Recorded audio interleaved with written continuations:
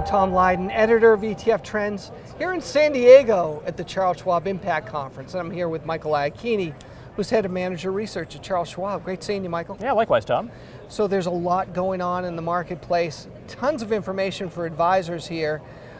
What are some things that advisors should be thinking about as we're wrapping up 2016? Yeah, well, I think when you look at the ETF world, which is what I look at, I think a lot of focus right now on the importance of cost. We've seen a lot of cost competition on ETFs, and with new rules around the Department of Labor and what this is going to mean for people giving advice to investors, cost is going to matter a lot. I think that's a great trend, seeing costs continuing to come down in the industry. Right. So you do a lot of research for not only the the ETFs that you have at Schwab, but also all the other ETFs that show up, the no transaction fee platform, and being the biggest custodian of ETFs in the world, you've got a lot of data to look at. What's the data telling you?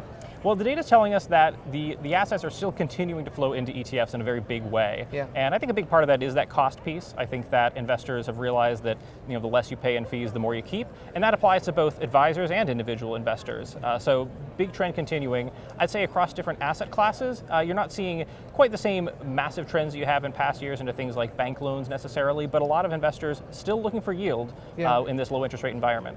So here we're looking at a potential rate hike in December. Yep. If this really is the beginning of something and we start to see inflation peek its head, what's that mean to the bond market and what's that mean to fixed income investors, especially on the ETF side? I think most fixed income investors on the ETF side are expecting that rate hike to take place, and a lot of that is priced into the market already. So I don't think we're going to see a lot of surprise if the Fed does raise rates in December. You're not going to see people fleeing bonds all of a sudden. That said, I think a lot of investors are trying to position their portfolio so they don't have quite as much duration risk. Still a lot of comfort with credit risk we've seen out there. A lot of folks being comfortable with maybe lower rated bonds for the higher yield.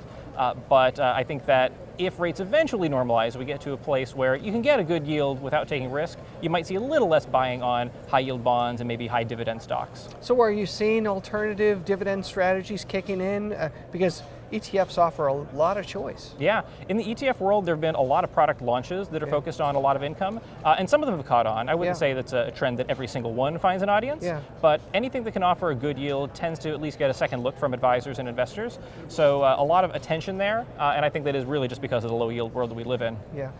Investors have been rewarded for buying and holding index-based ETFs for an extended period of time.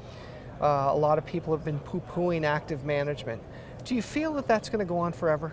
I don't think it's going to go on forever, no. I think that there is certainly going to be a time that investors appreciate active management, and usually that comes hand in hand with a market downturn, because everybody loves to ride the market, follow the index when everything's going up. When things are coming down, investors aren't as keen on that. So those active managers who are trying to find a way to protect on the downside, I think will find some love if markets do in fact pull back at some point in the future, which is going to happen someday. Sure. So with that in mind, do ETFs, obviously they've been in command of index investing, will they also be a major player with active management at one point? I don't know that we'll see a whole lot of flows into active ETFs yet, just because it's really hard to launch the kind of active products that most managers want to launch in the ETF structure, having to be fully transparent. That said, you do see a lot of twists on somewhat active management, the smart beta world we talk a lot about.